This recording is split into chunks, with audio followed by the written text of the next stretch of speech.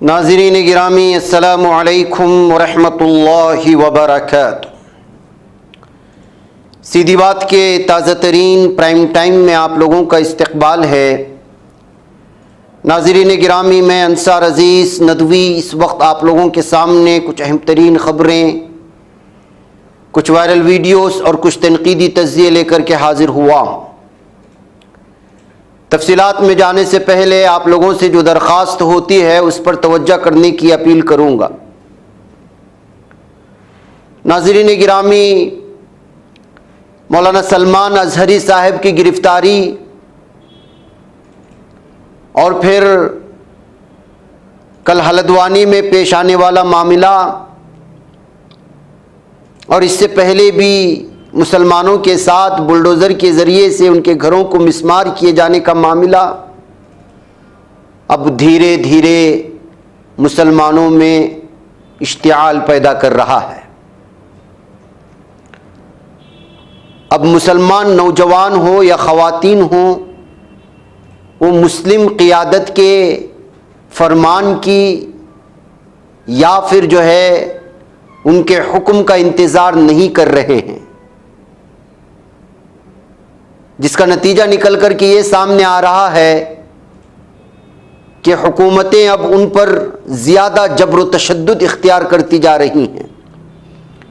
ज़ाहिर सी बात है कि जो जोश में जो फ़ैसले लिए जाते हैं उसकी वजह से तदबीरें सब उल्टी पड़ जाती हैं। लेकिन नौजवान तबका इस वक्त मुसलमानों का बेचैन है, बेकरार है। वो हर चार जानिब देख रहा है कि कौन हमारी रहनुमाई करेगा, लेकिन दूर दूर तक उसको कोई रहनुमा नज़र नहीं आ रहा।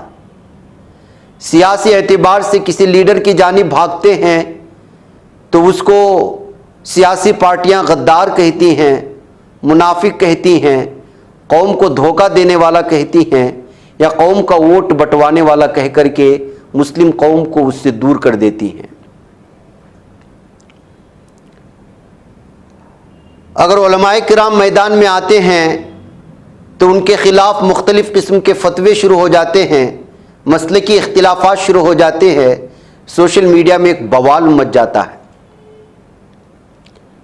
यानी कि यूँ समझिए कि ऐसी गिरदाब में फंस चुका है मुसलमान। वो चाहता है कि इस गिरदाब से निकले, लेकिन बाहर से कोई हाथ थामने वाला नहीं।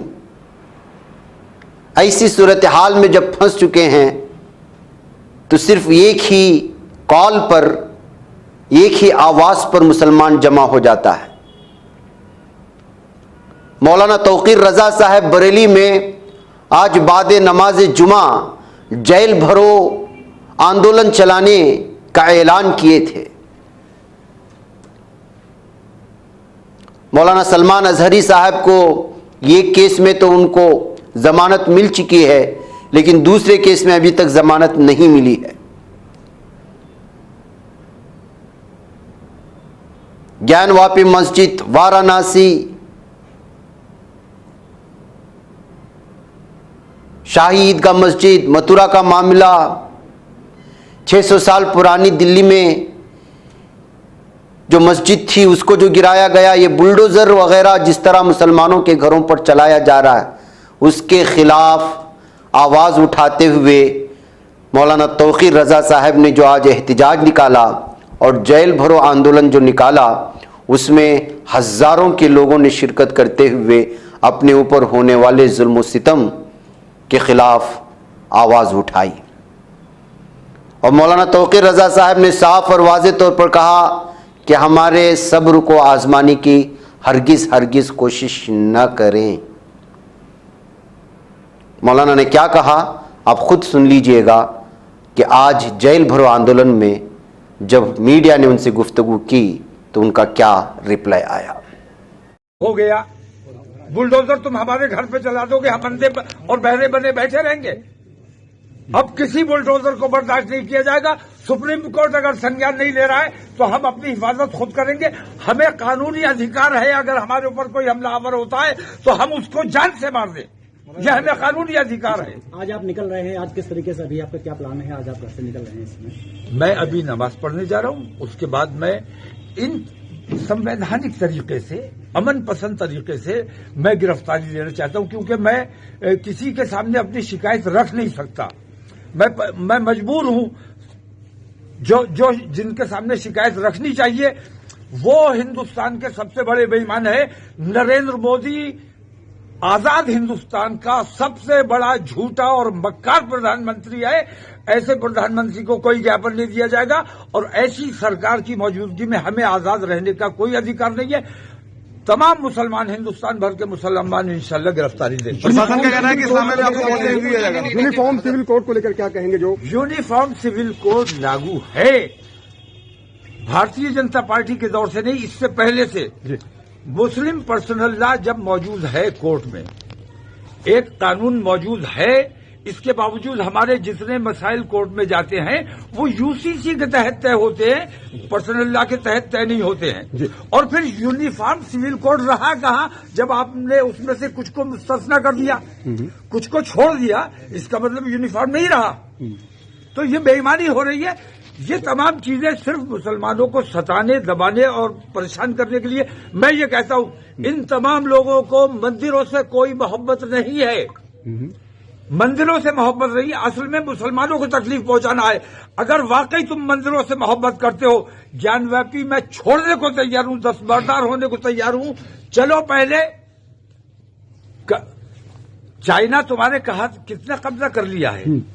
कैलाश मानसरोवर चाइना के बाप की जागीर नहीं है, हिंदुस्तान का है। और हमारे दौरे हुकूमत में हमने हिंदुओं को वो सौंपा था कैलाश मानसरोवर। आप विश्व शक्ति बने हुए कैलाश मानसरोवर, अगर वाकई तुम हिंदुत्व की बात करते हो और मंदिरों की बात करते हो तो मुसलमान कमजोर है, उस पर बुलडोजर चला के उसकी मस्जिदें तोड़ दोगे। अगर तुम ईमानदार हो अपने मंदिर के लिए, अपने हिंदुत्व के लिए, मैं तुम्हारे साथ चलने को तैयार हूं। चाइना से पहले कैलाश मानसरोवर को आजाद कराइए, मैं ज्ञानव्यापी से दस्तबरदार होने को तैयार हूं। मोहन साहब क्या कहेंगे? मुख्यमंत्री योगी आदित्यनाथ, मुसलमानों को मत दबाओ, मुसलमानों से दुश्मनी मत करो। मुसलमानों से जो दुश्मनी कर रहा मुख्यमंत्री योगी आदित्यनाथ वो देशद्रोही है, वो सब बेईमान है, मुख्यमंत्री योगी सारे के सारे बेईमान है। नाज़रीन गिरामी, भारत में मीडिया जो दिखाता नहीं है वो इस कदर इस वक्त एहतिजाजात हैं हर इलाके में। कोई ईवीएम को लेकर के मुश्तइल है, किसान अपने मकासद को लेकर के इश्तियाल में हैं, बेरोजगार नौजवान अपनी बेरोजगारी को लेकर के गुस्से में है, और खुद हुकूमतें परेशान हैं, हुकूमतें कर रहे हैं लेकिन मरकजी हुकूमत उनको उनका हक नहीं दे रही है। भारत का कोई भी ऐसा शोबा बाकी नहीं है जो इस वक्त बीजेपी या मोदी के हुकूमत से परेशान नहीं है। हाँ, खुश है तो सिर्फ और सिर्फ मीडिया खुश है। राम मंदिर को दिखा करके, पुराने प्रोजेक्टों को दिखा करके इस वक्त 130 करोड़ आबादी को मीडिया के जरिए से बेवकूफ़ बनाने की कोशिश की जा रही है।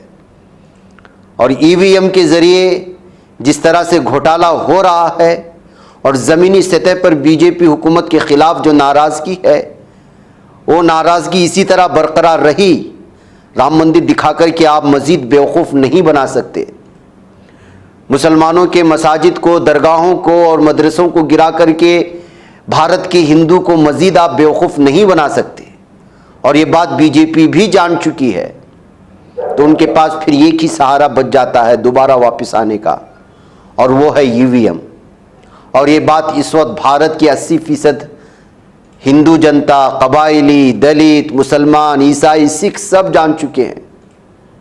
अभी कुछ दिन पहले कितना बड़ा आंदोलन हुआ दिल्ली के जंतर मंतर पर, और लाखों लोगों ने उसमें शरीक हुए, और वहाँ से अल्टीमेटम दे दिया गया कि 10 दिन के अंदर इलेक्शन कमीशन इस बारे में फैसला ले।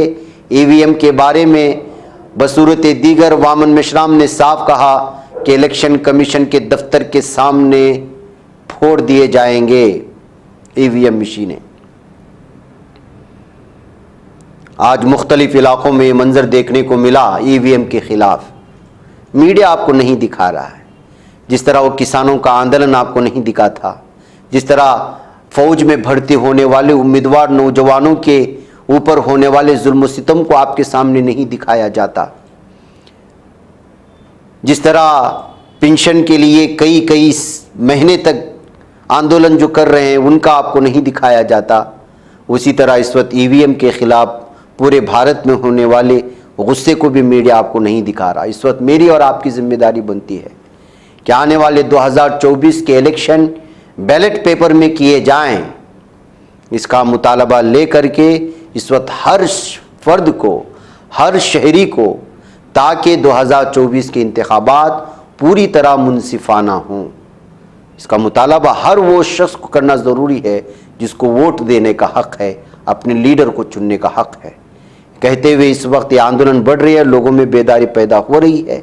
मैंने इससे पहले भी आप लोगों से दरख्वास्त की है कि जब जब भी जहाँ भी जिस इलाके में भी ईवीएम के ख़िलाफ़ जो है इस वक्त आंदोलन हो रहे हैं, एहतिजाजात हो रहे हैं, बिलखुसूस वामन मशराम की जो तंजीम है बैमसफ और उसकी जय ज़ैली जो जितनी पार्टियां हैं वो सब के सब इस पर एहतिजाज कर रही हैं बड़े पैमाने पर। उसमें जो है शरीक होना बहुत ज़रूरी है, चाहे वो दिल्ली में हो, चाहे वो नागपुर में हो, चाहे वो यूपी के कुछ इलाकों में हो, चाहे वो कर्नाटक में हो या किसी भी इलाके में। बैर नाज़रीन गिरामी, आइए कुछ और ख़बरों की जानिब बढ़ते हैं। और इस वक्त जो ख़बर आ रही है, मुंबई की ख़बर आप लोगों ने सुना होगा, उद्धव ठाकरे ग्रुप के लीडर का फेसबुक लाइव के दरमियान बहुत भयानक अंदाज में कत्ल हुआ है। जी हाँ नाज़रीन गिरामी, मुंबई के दहेसर इलाके में ये मामला पेश आया। शिवसेना यूबीटी के लीडर अभिषेक घोषालकर को मार दिया गया और उसके बाद मुलजिम मोरस नोरोनहा ने किस तरह से जो है इक़दाम किया वो भी आप लोगों के सामने है। ऐसी सूरत हाल में उद्धव ठाकरे उनके आखिरी रसूम में शरीक होते हुए नज़र आए और उनकी ये तस्वीरें भी इस वक्त सामने आ रही हैं। नाज़रीन गिरामी, दिल्ली से खबर आ रही है कि नजफगढ़ के एक सैलून में जो है शूट आउट हुई है और इसमें जो गोलियां चलाई गई हैं उसमें 2 लोगों के कत्ल होने की बातें सामने आ रही है। साउथ वेस्ट दिल्ली में पेश आया हुआ है। इस सिलसिले में अभी तफसीलात नहीं आई कि आपसी मामला था क्या था, लेकिन 2 लोगों के हलाक होने की खबरें इस वक्त शाये हो रही हैं। नाज़रीन गिरामी, राम की मूर्ति के रंग पर बहस हुई है। अब राम सांवले थे या काले थे, इस बात को लेकर के बीजेपी और कांग्रेस में जो है लफ्जी जंग हुई। और ये जो लफ्जी जंग हुई वो जो है उत्तराखंड में, उत्तराखंड के असेंबली में जब यूसीसी पर बहस चल रही थी, अपोजिशन और कांग्रेस अरकान के दरमियान गर्मा गर्म बहस हुई और जसपुर के कांग्रेस रुकने असेंबली आदेश सिंह चौहान ने बीजेपी पर इल्ज़ाम लगाया कि उसने हिंदू मुकद्दस किताब के बरखिलाफ जिनमें मूर्ति को सांवला करार दिया है, अयोध्या में राम की मूर्ति को काला रंग दे दिया गया, क्या ये राम की तौहीन नहीं है बीजेपी की जानिब से? ये कहते हुए एक नया मसला खड़ा करने की कोशिशें हुई। जबकि अगर इसी तरह का इल्ज़ाम कांग्रेस पर लगता तो मीडिया इस पर न जाने कितने डिबेट करता, लेकिन मीडिया ने इस खबर को यह हज़फ कर दिया है। चौहान ने कहा कि हिंदू सहीफों के मुताबिक राम सांवला था, लेकिन आप लोगों ने अयोध्या के मंदिर में नसीब की गई राम की मूर्ति को सियाह कर दिया।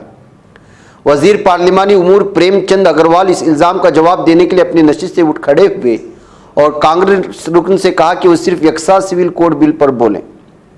आपको भगवान राम के खिलाफ तौहीन आमेज तबसरा बंद कर देना चाहिए। बीजेपी लीडर ने कांग्रेस को ऐसी जमात भी करार दिया जिसने राम के वजूद का इनकार कर दिया था।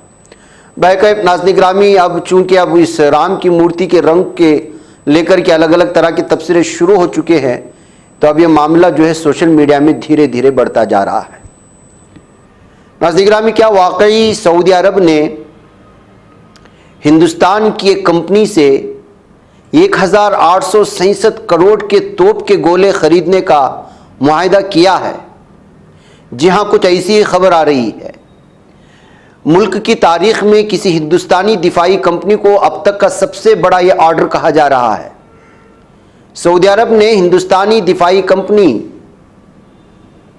मोनिशंस इंडिया लिमिटेड से 1867 करोड़ रुपए यानी 225 मिलियन डॉलर मालियत के 155 यम तोप के गोले खरीदने का सौदा किया है।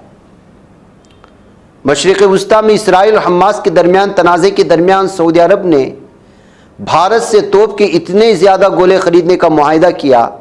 ये मुआहिदा रियाद डिफेंस एक्सपो के दौरान किया गया है, इस बात की इत्तलात आ रही हैं। ये मुआहिदा भारतीय दिफाई कंपनियों के लिए अब तक का सबसे बड़ा ऑर्डर बताया जा रहा है। मुल्क की असलिया साज फैक्ट्रियों में आज़ादी और कारकर्दगी बढ़ाने के लिए हुकूमत हिंद ने 1 अक्टूबर 2021 से 41 फैक्ट्रियों को 7 पब्लिक सेक्टर डिफेंस कंपनियों में तकसीम किया था। इससे कबल 2017 और 2019 में मुत्तहिदा अरब इमारात ने 155 mm तोप के 40,000 और 50,000 गोले खरीदे थे। 2017 में ऑर्डर की कीमत तकरीबन कई मिलियन डॉलर की थी। 2019 में ये 46 मिलियन डॉलर हो गई।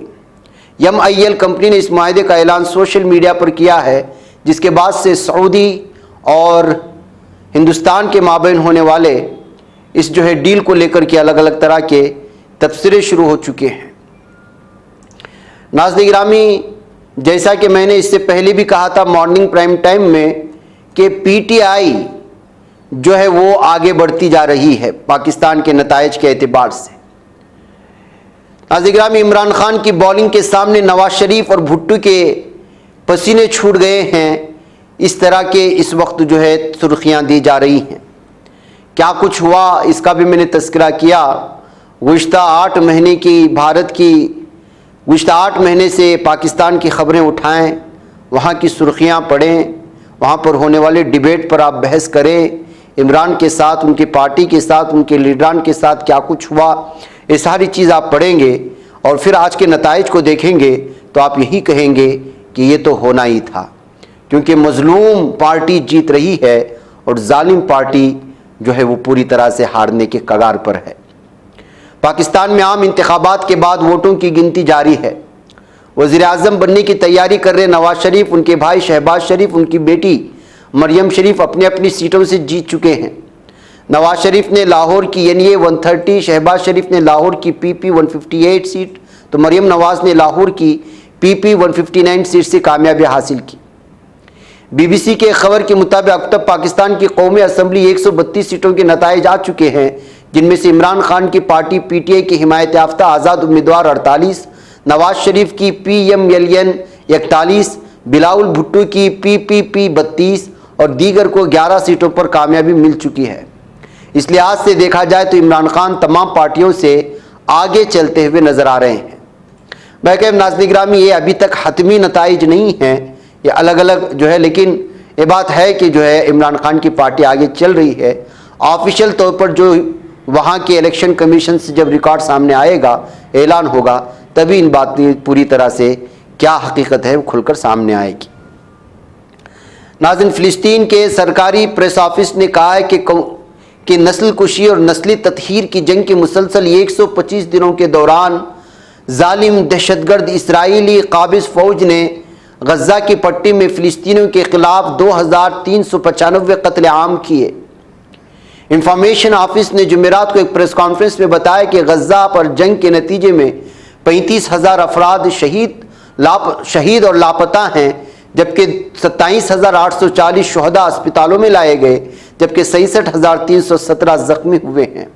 इस एतबार से मिनजुमला तौर पर मुतासिरीन की तादाद देखी जाए तो 1.5 लाख के करीब पहुँच जाती है। नाज़रीन गिरामी, उन्होंने बताया कि सिविल डिफेंस के 46 कारकुन शहीद, 124 सहाफ़ी शहीद, शुहदा 12,155 शुहदा बच्चे, 8,300 शुहदा ख़वातीन और 340 तिब्बी अमले के कारकुन, जबकि 7,000 शहरी ताहाल लापता हैं।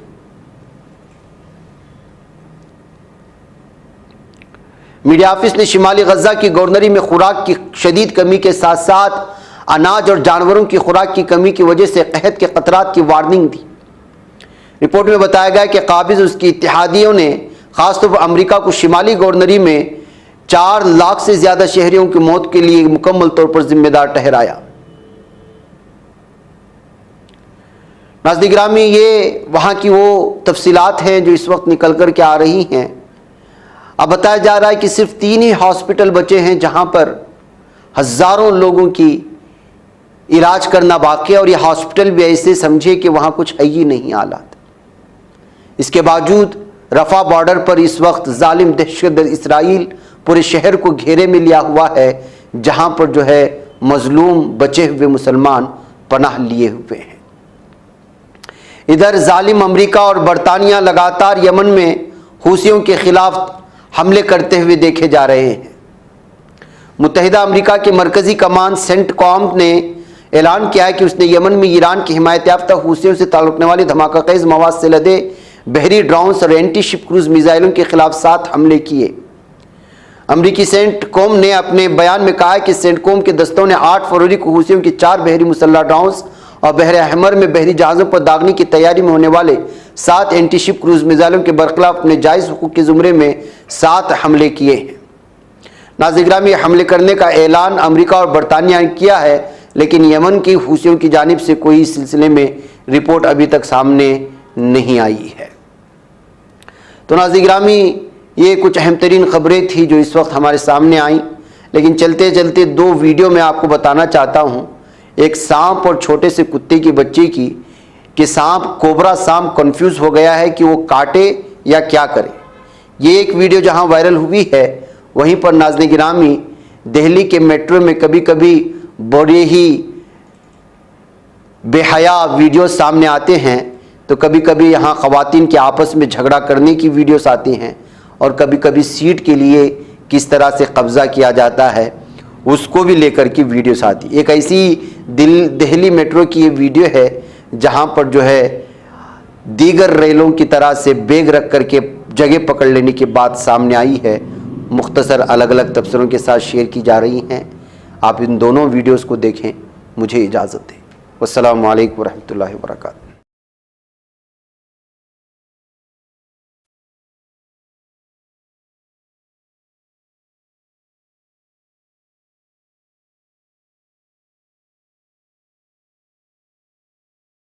ये बच पाता है कोई सहाफ़ी की निगाहों से, मिलाता है ये लोगों को मोहब्बत की पनाहों से। करम और दर्द मंदी का है एक संसार सीधी बात। अज़ीमत जुर्अतो हिम्मत का है इज़हार सीधी बात। अज़ीमत जुर्अतो हिम्मत का है इज़हार सीधी बात। ये चैनल हक निगर बनकर कुचल देता है फितनों को।